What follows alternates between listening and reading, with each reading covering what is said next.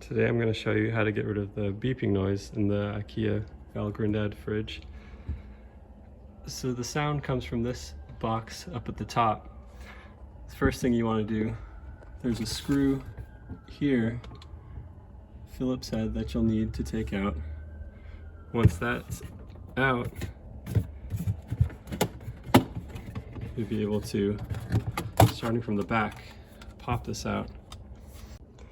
Once you've popped it out, you'll see this circuit board here. And there's a screw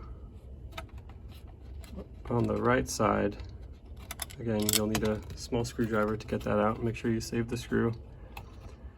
And once that is out, you're going to want to unplug this plug right here just by lifting this tab and pulling out.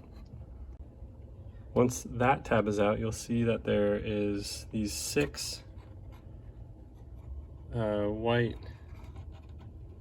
tabs holding the circuit board in. So one by one, you'll just want to pull those and then lift until you finally get this circuit board out. Okay, so I have the circuit board out. You're going to want to flip it over to the white side.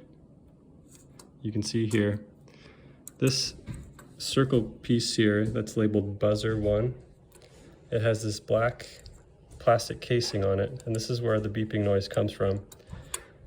So you might need a small pair of pliers to take this black plastic casing off.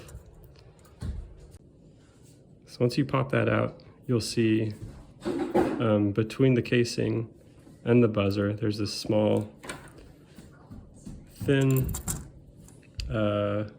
piece of metal. You'll just want to set that aside and then put the plastic casing back onto the buzzer. And now the buzzer won't be able to function. So you can set this metal piece aside for later if you want to put it back in. First thing you'll want to do is plug the circuit board back in.